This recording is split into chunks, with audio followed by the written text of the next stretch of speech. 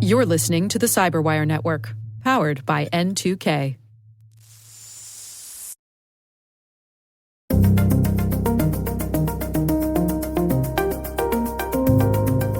Oftentimes the implementation or those other options and functionality of the securities mechanisms offered to you, which of those could be abused and in what way and how?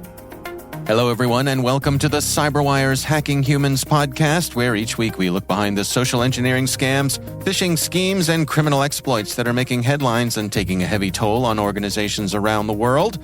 I'm Dave Bittner, and joining me is Joe Kerrigan from the Johns Hopkins University Information Security Institute. Hey, Joe. Hi, Dave. We got some good stories to share this week. And later in the show, my conversation with John Hammond. He's a principal security researcher at Huntress.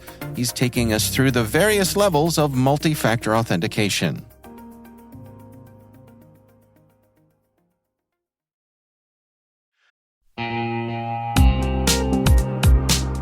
But first, a word from our sponsor, KnowBe4. Where would InfoSec professionals be without users making security mistakes? Working less than 60 hours per week, perhaps. Actually having a weekend every so often. We get it. User behavior can be a challenge. But users can also be an InfoSec professional's greatest asset once properly equipped. What do we mean by that? Well, stay with us, and in a few minutes, we'll hear from our sponsors at KnowBe4 on that very question.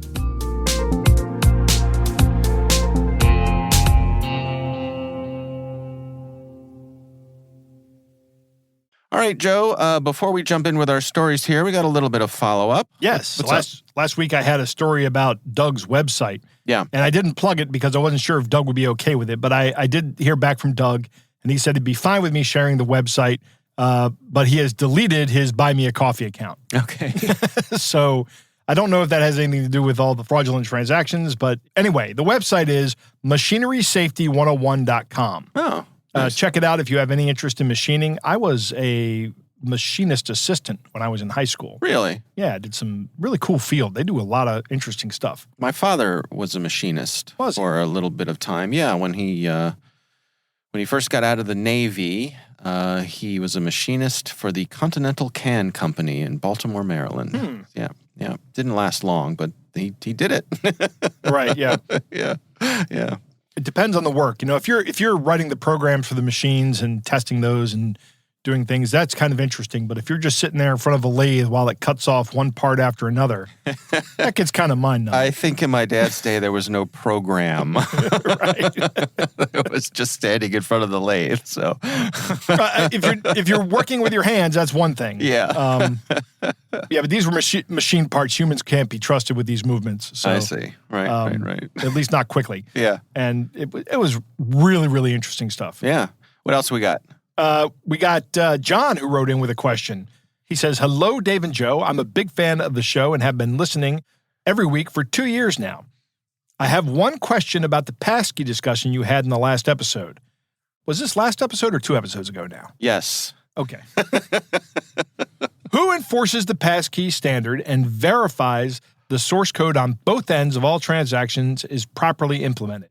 This seems like a label that could be too easily applied to a product and might be subject to failures similar to storing passwords in plain text. As a coder myself, I can certainly imagine myself accidentally sending the private key over the wire instead of the public key, and if nobody audited my code closely or inspected the network traffic, that security hole might be accidentally released to customers. Thanks for the great social engineering stories. To answer your first question, it's a standard that's maintained by the FIDO Alliance. Right. As part of what they do. And you can go to fidoalliance.org to see what they do. With the devices, with the hardware devices, you never actually have access as a developer to those keys. Yeah. The devices handle the key management part of the protocol. Right. So you don't have to worry about that. So there's no risk of you sending the private key across the wire. If you were developing another product that was compliant, like some kind of key management software, yeah, you'd be running that risk. I would say don't do that, especially if you're not a cryptographer. Right. There's all kinds of horror stories about rolling your own cryptography. Never do that. Yeah. But use the standard. Yeah. You can check out the standard at fidoalliance.org/passkeys. Yeah, there's a lot of good information there, and you can. One of the things I like about their website is that you can dial in what you want to see based on your level of expertise. So everything from basic videos on how you'd use this as a consumer to white papers for your professionals like John.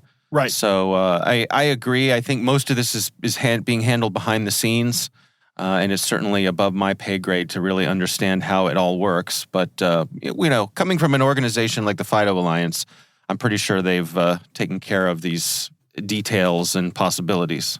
Especially with you got big organizations like Apple and Google and Microsoft all on board. Yeah, they're all behind this. There's been a lot of scrutiny. Right. Yeah.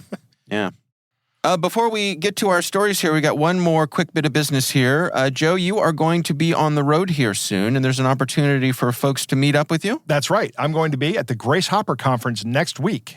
So that is the Grace Hopper 23. So if you're at the conference, please stop by the Johns Hopkins University booth.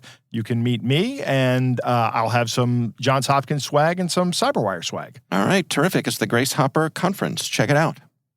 Joe, you want to jump into our stories here? Yeah, my story comes to me courtesy of my boss again, Tony DeBura. Dr. DeBura sent me this thing on Reddit that he found.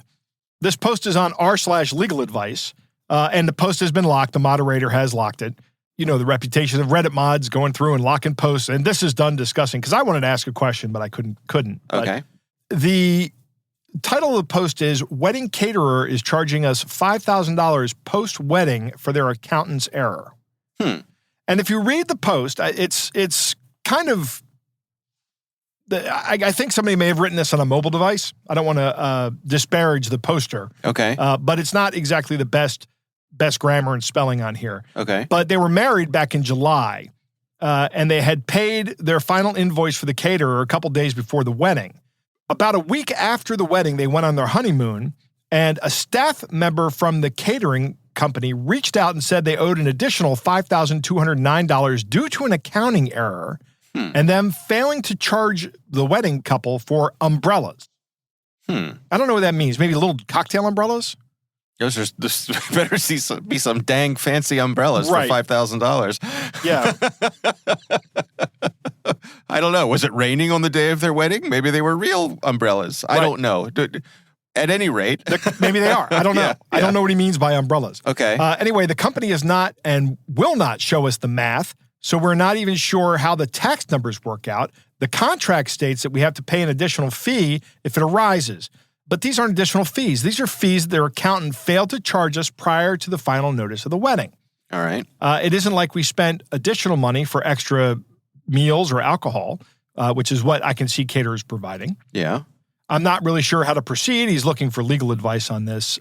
He just got another email today that says if they don't receive any money by the 15th, which is by the time this is releasing, this has already happened, they're going to get sued. Okay. The catering company is threatening legal action. Okay. Now, what's interesting about this is that not one, not two, but multiple replies, more than three replies have all said, like the first reply is, are you sure you're dealing with the original company?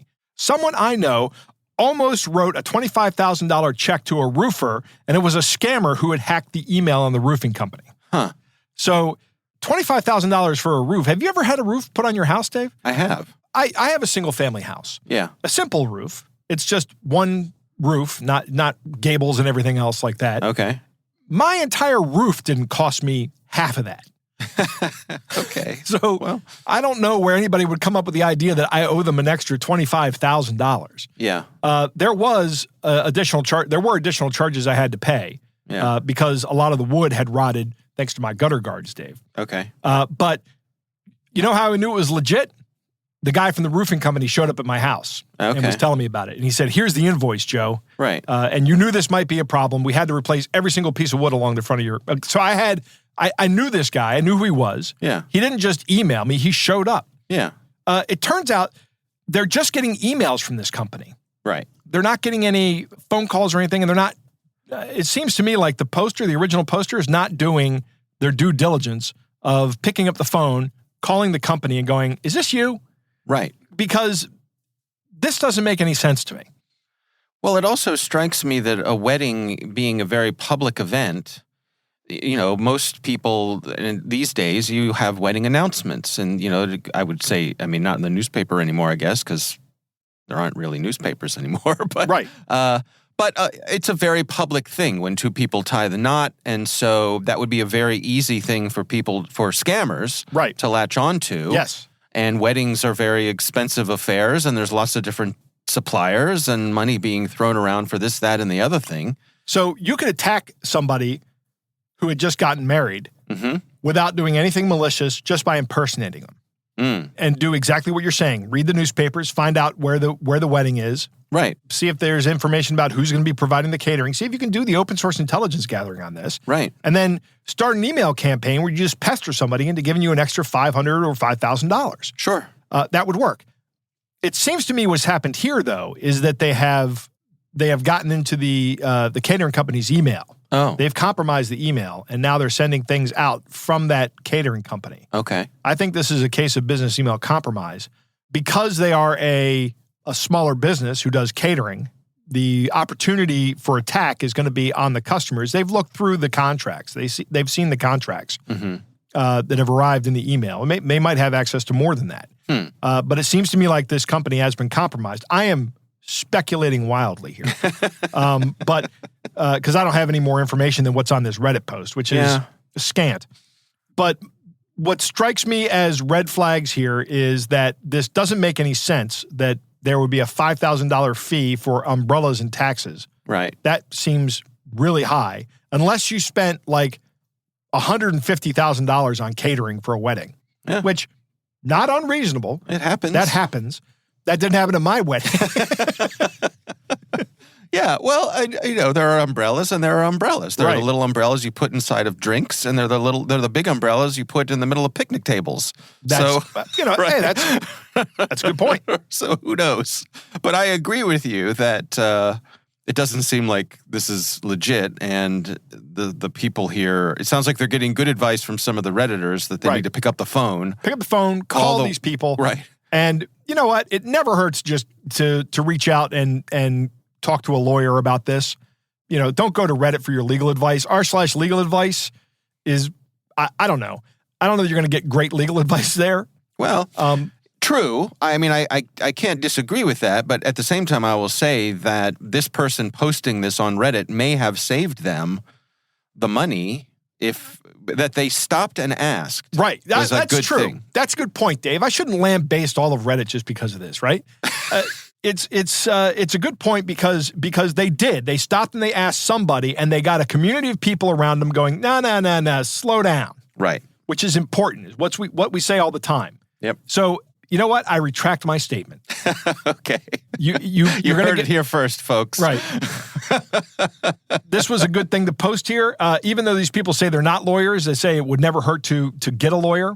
And one of the things that somebody has said on here is that the issue of them not being willing to provide you a detailed analysis or a detailed statement of what these charges are, that should be a big red flag. Yeah. If you can't provide me that, I'm not paying you a dime.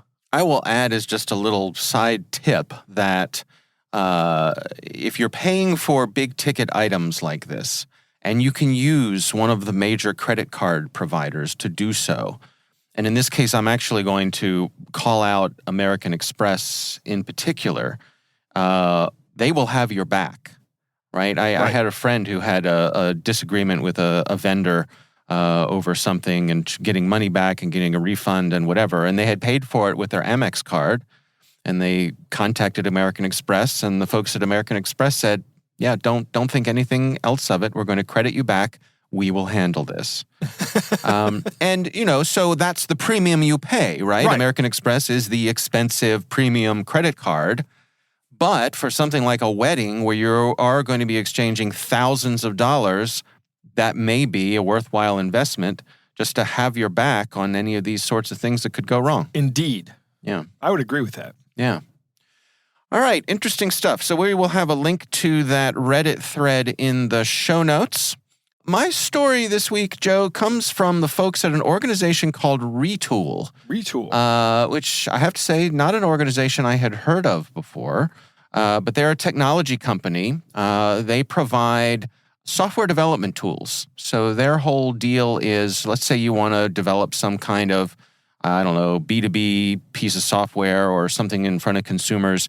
You would use Retool's tools to do so in a much quicker way. So they provide a way to accelerate the development process. Okay? Okay. So Retool had a data breach. And they wrote about it in an article here that's titled "When MFA Isn't Actually MFA." And I want to go through this together. There's a lot of details here. Usually we try to kind of rephrase these articles here, but I'm going to do a lot of reading from this one because there's a lot of technical details, and I want to get them right. Okay. And I want to also say that hats off to the folks at Retool for outlining this with as much detail as they have. It's hard when you've been hit with something like this and you've got some customers who are going to be upset with you to be this straightforward and out in the open about it. I think it's a good thing. We've seen this a few times recently. Dragos did this. Yeah. Can't remember. Somebody else did this too. Yeah. So I'm going to paraphrase here and kind of jump in and out of their text, but it starts off, it says, on August 27th, 2023, we fell victim to a spear phishing attack. The attacker was able to navigate through multiple layers of security controls after taking advantage of one of our employees through a SMS-based phishing attack. Several employees received targeted texts claiming that a member of IT was reaching out about an account issue that would prevent open enrollment, which affects the employee's healthcare coverage. Here's a transcript of the message. It said, "Hello, person A, this is person B. I was trying to reach out in regards to your payroll system being out of sync, which we need synced for open enrollment, but I wasn't able to get a hold of you. Please let me know if you have a minute. You can also visit this website to see if it goes through." So there's a link to a website. If you go to the website, it is a fake portal, which includes a multi-factor authentication form. And the employee fell for this. Went there, filled out the form, received a phone call from someone claiming to be a member of the IT team. This article claims that they used a deep fake of the employee's actual voice, of someone from the IT team. They deep faked an IT member's voice. Okay. Now, I personally am skeptical of that because I don't think that it's necessary to do that. Most people will get away from it either doing an impersonation or just saying that they are who they are and letting the fuzziness of a phone call take care of that. Right. But we'll give them the benefit of the doubt. This says the voice was familiar with the floor plan of the office, coworkers, and internal processes of the company. Throughout the conversation, the employee grew more and more suspicious, but unfortunately did provide the attacker one additional multi-factor authentication code. So the official OTP token shared over this call was critical because it allowed the attacker to add their own personal device to the employee's Okta account, which allowed them to produce their own Okta MFA from that point on. I see. Okay, so So they've logged in to Okta, who is a multi-factor third-party multi-factor provider. Right, they're an authentication provider. Right. Yeah. And they have now essentially gotten their own seed for their own device. Right. That lets them generate all the MFA codes they want. Correct. Right. So once they got access to Okta, this enabled them to have an active G Suite session on their device. Google has recently started synchronizing their Google Authenticator app so it syncs MFA codes to the cloud. Right, the seeds. Yes. The folks at Retool are making the point that this is a bad thing. Right. And they point to an article from Hacker News that also says this is a bad thing. Right. Because if your Google account is compromised, so are your MFA codes. Multi-factor authentication seeds. Now, the important part to understand about a seed is it's a pseudo-random number that's hopefully as close to random as you can get that then becomes the basis for the random number generator that you have, that these Google Authenticator apps are. Right. Right. So if you and I have the same seed and we run the same time-based software, same time-based system, because it is time-based, at the same time, you and I will have exactly the same multi-factor authentication one-time password code right. on the device. Yeah. And Bob's your uncle. So if all of your stuff is on the G Suite account, and you have a phone that's on this account with Google Authenticator backing up your seeds, everything that you have stored in that Google account is now available to somebody who has access to that Google account and logs in as you using their one-time password that they've already socially engineered out of you. And then they open up Google Authenticator and bam, they get all that stuff imported. Right. Yep. So this goes on to say that getting access to this employee's Google account gave the attacker access to all of their MFA codes. With these codes, the attacker gained access to their VPN and their internal admin systems. Right. This allowed them to run an account takeover attack on a specific set of customers who were, wait for it, Joe, all in the crypto industry. Cryptocurrency. They changed emails for users and reset passwords. Really? Yeah. So the folks Wonder who this might be. The folks at Retool, once they found out about the attack, they reset people's accounts and so on and so forth. It sounds like about 17 of their customers fell victim to this. But I just thought this was a really interesting outline of an attack here. I was curious what you thought about it, Joe. That is an interesting outline of an attack. First off, it's great. Thank you, Retool, for sharing this. Yeah. I think that there's a number of things here that are important to understand. Number one, if you are somebody who is, it sounds like these guys had a lot of intelligence behind them. I think I have an idea of who this might be. I don't want to say who it is, who I think it might be. Okay. But I think I know who this might be. Okay. And the reason I think I might know who this is because they have a lot of information about the building. They've gained a lot of intelligence. They knew that they were going after Retool because Retool had as its customers cryptocurrency exchanges or cryptocurrency companies. Right. Somehow. Sure. They are probably going after crypto. Yeah. Right? Which is another thing that kind of points to a particular actor that does this. Remember when Twitter got hacked years ago? Yeah. And it was just some kid that did something very similar, calling in as pretending to be from IT. Right. And got an MFA code and was able to get in and then started posting crypto scams to like Barack Obama's page or something like that. Right. It was really crazy what he did. Yeah. But the way Twitter handled this was they gave everybody in the organization 2 YubiKeys. Right. 2 hardware tokens. Now, in order to carry out that code, you can't get somebody to cough up a one-time password code. Can't get it to happen. That is why I say that that these one-time password codes are secure. They're more secure than the password that you get over SMS because you can't do a SIM swap and get it. Yeah. But now if I breach your Google account, I can get the seeds. Right. And essentially get the one-time password codes forever. Right. For that seed. So if I can get around your authentication in any way, shape, or form, and let's say that my Google account that backs up my seeds is my personal account. I bet a lot of people have that. Yeah. So if your personal account is hosting stuff on your business account, for your business stuff, which I do have that. Yeah. I did actually until we upgraded our multi-factor authentication at Hopkins. I had Hopkins multi-factor authentication stuff in my Google Authenticator. Shame on you, Joe. Shame on you. Well, it was the only option, Dave.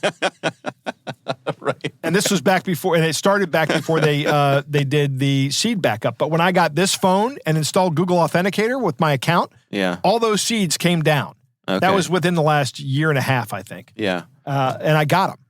So there's another thing at play here that I think is worth mentioning, and it kind of feeds into another thing that's been in the news this week, which is there was a ransomware attack on MGM casinos in Las Vegas. Yeah. And the reporting that we're getting on it was that. Caesars. Oh, was it? Well, Caesars got hit and then MGM got hit. Okay. Caesars paid the ransom. Right. So far, MGM has not, as we were recording this. But the hackers are claiming to have used social engineering to gain access. And I saw a post just today from Rachel Toback, who has been a guest on our show.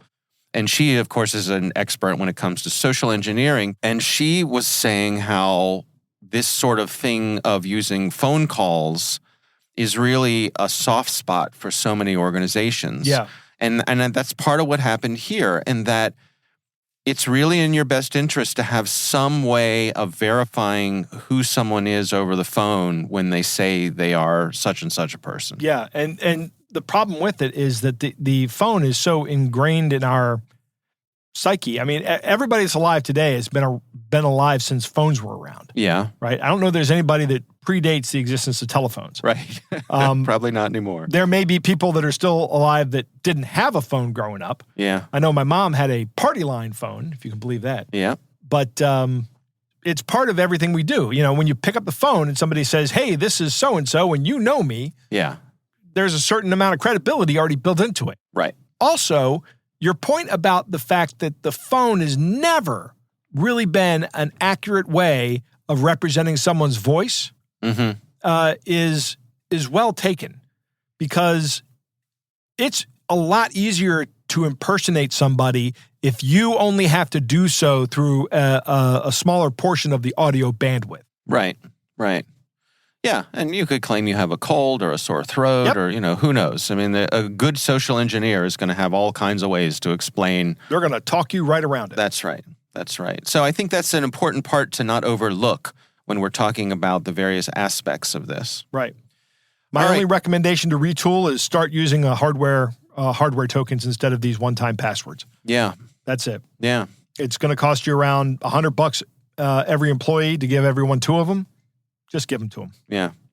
All right. Well, we will have a link to that posting from the folks at Retool. Again, tip of the hat to them for being so transparent about this. Yeah, I want to reiterate that this is, not only is it important that they come clean for their own benefit, but in terms of telling everybody what happened, that's a very important part of it.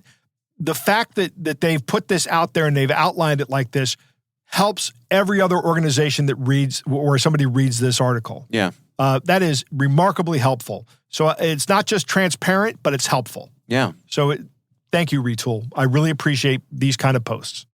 All right, Joe, it is time to move on to our catch of the day.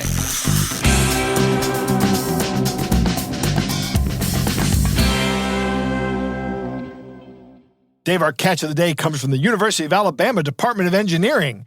I'm just going to let you read this one. Okay. It goes like this.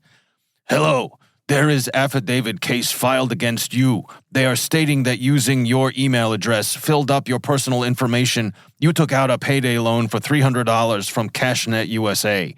You supposed to pay them back in 21 working days, but you did not.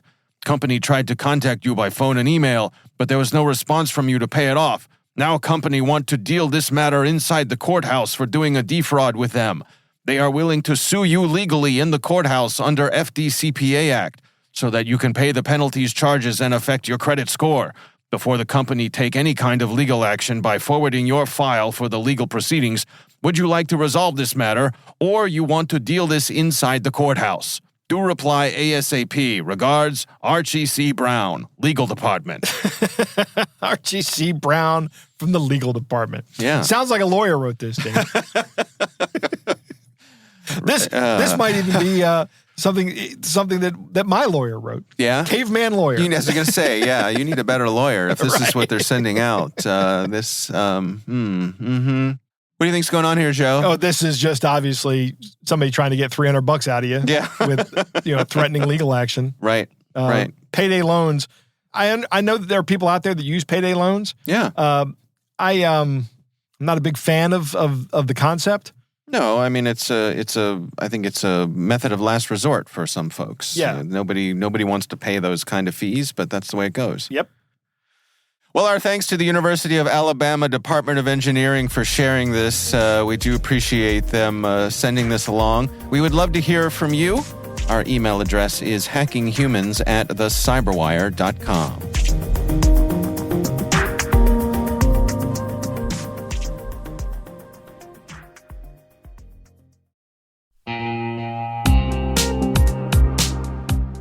We were talking about making users into an asset for security professionals. Simply put, users want to do the right thing. They're often just lacking the knowledge to do so. That's one of the reasons KnowBe4 has released Security Coach, a real-time security coaching tool that takes alerts from your existing security stack and sends immediate coaching to users who've taken risky actions. For example, imagine a user has visited a high-risk website or tried to open a document containing malware. Existing security tools will likely block that action, but the user might not understand why. Security Coach analyzes these alerts and provides users with relevant security tips via email or Slack, coaching them on why the action they just took was risky. Help users learn from their mistakes and strengthen your organization's security culture with Security Coach. Learn more about Security Coach at knowbefore.com/securitycoach. That's knowbefore.com/securitycoach.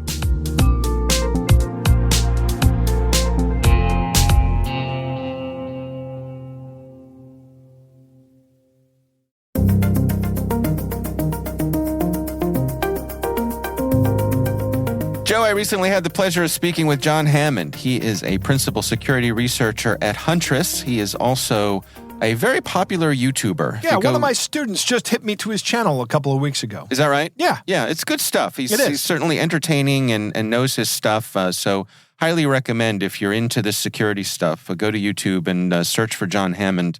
I think you'll get a lot out of the stuff that he shares. So my conversation with him today, I thought we'd play a little game together and have him take us through the various levels of multi-factor authentication. Here's my conversation with John Hammond. So, John, you are a very experienced security researcher here, and I would love to go through a little bit of an exercise with you here of imagining that I am a person who is going about my life, minding my own business, and you are a bad guy trying to access my accounts. And let's just say, for the sake of argument, it's an email account. Sound like fun? Ooh, I'll do my best, but thank you. We'll try. Okay. So let's start off. Let's just say I have a run-of-the-mill email account and I have a username and password, and that's it. No multi-factor authentication. How are you going to try to break in? Oh, goodness. Well, I guess I'll try, at least with the level 1 here, a couple different avenues. For one thing, I'll do a simple, brute force, see if I can find the password that might match your email address or username just by trying one after another. I'll do a little bit of social engineering, maybe see if I can get a simple phishing email through the door. I'll see, does the email client that you use or even the email server that handles a lot of the authentication maybe have some vulnerability or something that I could compromise and sort of work another way in. Are there standard methods that you would use to try to figure out what my username might be? I can do my best, yeah. Taking a look for any online resources or these open source intelligence, right?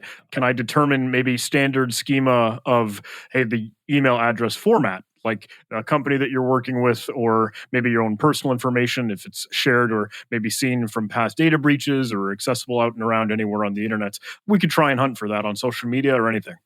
Yeah. All right, well, let's ratchet it up a level here, and let's suppose that I've activated SMS passwords on my account. How are you going to come at me now? Ooh, so, the same 3 prongs kind of already keep working. However, now we have that other layer of security in the mix, but I will need to probably rely a little bit more on that social engineering. See, could I fool you or deceive you into also entering a genuine and valid 2-factor code? There's some neat and interesting tools that do this. Evil Jinx is one example that sort of has a reverse tunnel or proxy to, try to capture and collect your SMS token or any of that 2-factor component that I could still swipe. Is this one of those ones where you could also have a website that looks exactly like the legitimate website that will ask me for that code and ask me to enter it? Yes, exactly. That's absolutely the right idea. We'll try to stage or impersonate and sort of masquerade so you think you're logging into the real service, but it's actually my nefarious little mousetrap. Now, just to be clear here, the fact that I have SMS enabled, that's way better than nothing at all, right? Absolutely, without a doubt. SMS offers a couple other idiosyncrasies. You'll hear spooky scaries of stuff like SIM jacking, or could we even gain access to that phone number or that phone on its own? But absolutely, another pedestal for your authentication process is so much better than just one. Well, let's continue down our pathway here. Suppose that I take it to the next level and I have a security app on my phone, one of the authenticator apps, say from Google or one of the other suppliers, is that going to make things harder for you? It is. I'll admit, I do tend to think those, specific applications, like as you mentioned, Google Authenticator or one from Microsoft or Duo. I'm sure there are plenty of others. Hey, we could still try and hope for that social engineering aspect. Maybe we could determine some unique vulnerability that you could see, the seed. Hey, could we even predict or know what is the possible PIN code that's offered at that time? That's harder to do, but kind of rolls along the same lines as, can we find other vulnerabilities in the email client or the email server? There's still options, but we absolutely need to be a bit more clever. Hmm. And well, let's take it up to the top level, I guess, in my mind, which is if I have some sort of a hardware key, a YubiKey or something like that. Have I stopped you yet? Yes, kind of. I'll admit, hey, I personally use a hardware token. I'm a huge believer that absolutely makes the trio. Hey, for authentication, you've got something maybe your password, something you have, that's your cell phone for the multi-factor authentication, the PIN code, and something you are. So oftentimes that biometrics of, I don't know, hey, scanning your face or your eyes or your fingerprint. A lot of those hardware tokens can at least get a fingerprint authentication. Then we got to get really scrappy. I don't know, not the silly stuff you see in the movies, but can we track down your fingerprint or the face replica deep fake stuff? Some of those get a little bit pie in the sky, but you do have to bear in mind, oftentimes those services that you're logging into, especially for email, will sort of give you the option because maybe you're in the situation where, oh, whoops, I left my hardware token on my keychain and I don't have that with me, or one reason or another. So you could opt to use another authentication method. So depending on the implementation, I might still be able to circumvent that and say, hey, let's use something else, even if you have that hardware token. Yeah, I think that's a really good point. I mean, your security is only as good as the things that you have authorized to be fallbacks. Absolutely. Yeah. So in general, I mean, what is your guidance for folks here who want to best protect their accounts, their email, their banking accounts, those sorts of things? And they want to strike that balance between making sure that something is properly secured, but also not making it so it's so much of a burden that they're not going to keep at it.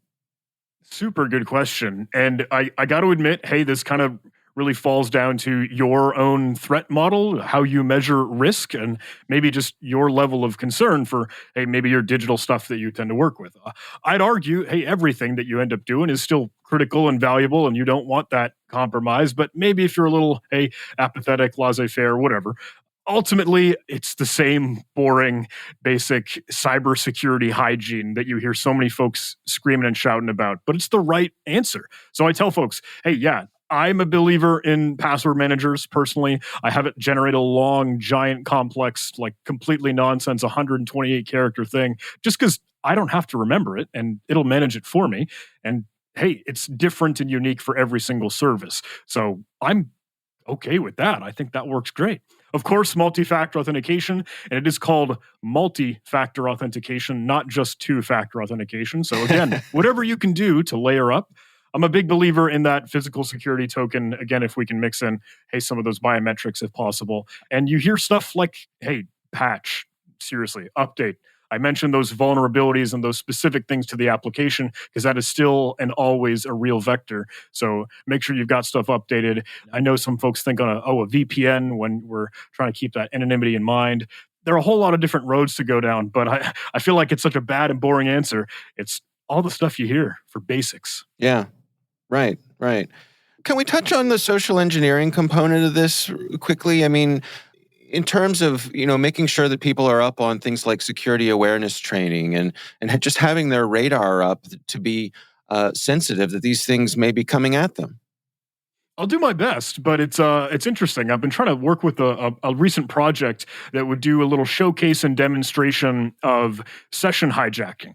So for folks listening in, that's one of those sort of hacker techniques or tricks that you could do where, hey, if you could kind of gain access to the end user or the victim's cookie, like their specific sort of hi, my name is name tag that it talks to the service or the server with, then you don't even need their password or their two-factor key. You could quote unquote bypass multi-factor authentication because you've stolen their session.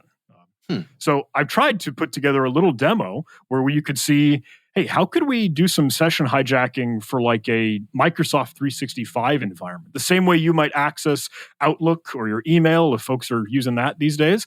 Could I send a phishing email or deceive you in some way that I could just collect your tokens or your sessions and then maybe convert them and open them up to, yes, then use Outlook or explore the cloud Active Directory environment or dig into any other apps or services that the Microsoft 365 suite lets us use. Microsoft Teams, your calendar, that can really open the door when we put phishing in the sense of cloud. And I know it's a buzzword, but there's a certain reality there too. Can you give us some details about how someone would come at that, of stealing that session information? Yes. So there's a fun thing where oftentimes the cloud services could basically offer authentication with maybe some technology or functionality that they'll call like a device code. Maybe specific to, hey, we know that you could log in from this computer or this cell phone or a device, right? And that's odd because it's not the username, your email address and password and the usual two-factor authentication. It's when the service itself, like, again, Microsoft 365 is the example, could give you, here's a specific numeric ID to your device. And then you enter this to specify, hey, I want to validate and make sure that this hardware, that this actual device can be authorized to use the application. So, hey, maybe a little bit of a scheme, maybe a little bit of a phishing email idea. Well, why don't we just fake a device code? Why don't we just have them enter one and, hey, go validate that with the service? And we can sort of play the man in the middle to request and work with the real, genuine device code. And once we can send a phishing email to enter that, well, we've been listening in, we've been eavesdropping and snooping in on that conversation, and now we could authenticate. So, again, I think we maybe briefly mentioned it earlier. It's oftentimes the implementation or those other options and functionality of the securities mechanisms offered to you. Which of those could be abused and in what way and how? What's your advice to folks out there who may think that, I don't have anything that anybody would be interested in? There's nobody would come after me. I'm just a regular person, minding my own business. Interesting. Sometimes I think that mindset forgets or neglects just how much information and details are in their life or in their digital life, right? Sure, you can think of, the things that you interact with or maybe use on a day-to-day basis, whether it's your email, whether it's social media, whether it's applications you might run on your computer or, your iPad, stuff at home, Alexa, devices in your house. Those are all pretty well integrated and can talk to each other here and there. They often share some functionality and will work together. So whatever tidbit, whatever small breadcrumb of data or intel on a person or a company or a business, and maybe vice versa, because they can affect each other. Hey, you maybe as an individual get compromised, but hey, you bring that device into work maybe some days. Oh, your personal cell phone connects to their Wi-Fi.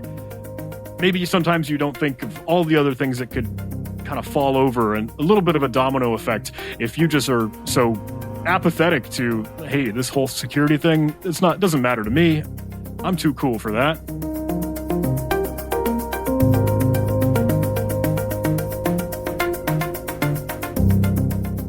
Joe, what do you think? I like this exercise, Dave. Okay. It was a good exercise to run through. It's great to hear someone practice some adversarial thinking in real time against a hypothetical situation.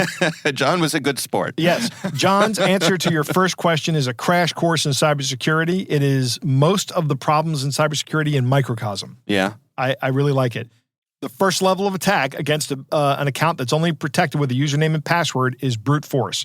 That's my favorite kind of force, Dave. The thing I like about this attack is it doesn't involve the victim at all. Yeah. Right? If your password has been leaked and you're using it, it's over. It's going to be effective, and you don't even get the chance to try to stop the attacker. Right. It's just they get your email account. Yeah. That's how it is. The next level is a social engineering attack. Depending on how good the person is, if you're up against the aforementioned Rachel Tobeck, You might as well just say, is this Rachel? Yeah, here's my username and password, Rachel. Right, exactly. Sure.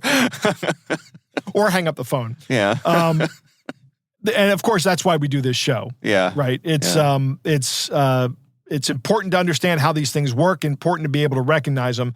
But then after talking about brute force and using social engineering, he goes on to the next attack, which is the actual attack, looking for a vulnerability. Mm-hmm. He's got to get into some hardcore action here, right? In terms of breaking into a service, finding a vulnerability, exploiting that vulnerability. Maybe that exists, maybe it doesn't. Yeah. But this is actually what you think of when you think of hacking, right? This is actually the first act of or TV, right? Yeah. Of hacking into something. Right. Everything else is just guessing a password or asking for the information. Hacking humans. I wonder where I've heard that before.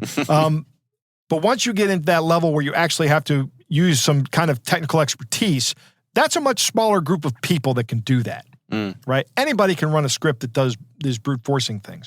He goes into the other attacks, the brute force and the brute force in particular, for a few reasons, is that it can be automated. Brute forcing attacks are really easy to automate. That's what credential stuffing attacks are. They're just brute force attacks that have an automated feature behind it, or password spraying. That's the same kind of thing, except without known credentials. Not only are they automated, but they work a lot. They work really well. Like if you get a list of passwords, username and passwords, you can frequently just go out and compromise other accounts because the passwords are used. Right. And they're much easier than the actual hacking, along with the social engineering. I would say there are more people out there that would make good social engineers than there are people out there that would make good security researchers. So, Okay.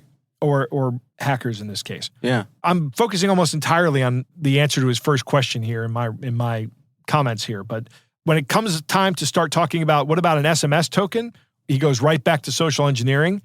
Brute force is really not going to be effective. That is the biggest advantage you get by using an SMS message. And you guys talk about this, that SMS is not the most secure way, but it is way better than nothing. Right. And the reason it's way better than nothing is because it eliminates the possibility of the large-scale brute force attack. Right. Takes it out of the equation. Yeah. Now I have to spend focused time on one person to get in there, and that's an economic cost. But then, again, he also will try the hacking techniques, things like the SIM swap or the going around and see if he can get inside around the system through some vulnerability. One-time password, funny, we had an interesting story about that today. Yeah. But those are also vulnerable for social engineering attacks, as we heard in the story. And then once you've gotten into the account, maybe you can download the seeds and you've got them. Yeah. And now you're kind of onto a more advanced hacking technique, I think, but maybe not. You're just installing an app. Hardware key. Now you're causing real problems for the attacker. Now you have to rely on.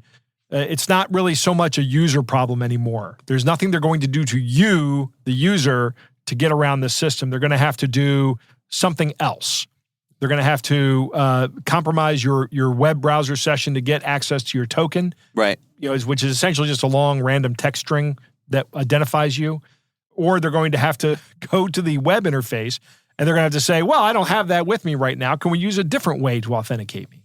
And maybe they have that. Now, I can't remember which service it was that I had authenticated to with my YubiKey, but I logged into one of them. It was either Facebook or Gmail. I talked about this a while ago, where I went to try to log in on a new machine, and it just said, it just logged me in without the use of my device. And I had set up a device. Okay. And I can't remember where that was. But that wasn't anything I did. That was something that the provider did. You don't have any control over what the provider does. Right. Which is why it's important to use different passwords for everything. Just remember that your security is only as good as the provider's implementation. Everyone has to do their own risk assessment. That's a great observation. The question you asked on they're not interested in me problem. I still get these kind of responses from people when I start talking about cybersecurity. Yeah, they are interested in you. And there's a lot of reasons to protect yourself. We had a story a couple weeks ago. I can't remember, a while ago, but it was actually a story of a nation-state attacker going after small businesses because that gave them the ability to then impersonate Microsoft support on Skype or Teams. It was Teams. So, yeah, you have something of value. Do you have a Microsoft 365 account? That's of value to an attacker for more than one reason.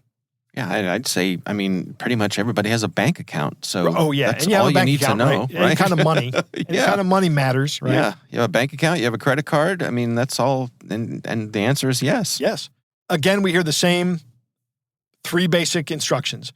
Use multi-factor authentication, use a hardware token as your best option, use a password manager, and patch and update your system. Mm-hmm. Don't be the low-hanging fruit. Yeah. That's really the best thing. There was a short talk about VPNs. Try not to think of VPNs as a security layer. They're actually a privacy layer, I would say. They block your cable company or your whoever your internet provider is from seeing what you're doing. Yeah. But remember, even if you're on a VPN and you're logged into Facebook, Facebook knows what you're doing on the VPN. Right. Google knows what you're doing on the VPN. Right. The only way to keep that private is to not do those things when connected to the VPN and use, I don't know, maybe you can use private mode. And even then, I'll bet it's not 100% private. I'll bet there's ways around it that they can figure out who you are. I know they can do it by fingerprinting your browser. Right. There are tons of different ways they can do it. All right. Well, our thanks to John Hammond for joining us. Again, he is a principal security researcher at Huntress, and he also has a fabulous YouTube channel. So do check that out.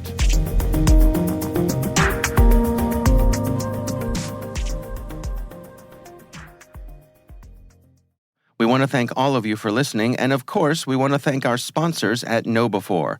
They are experts in helping users do the right thing through new school security awareness training.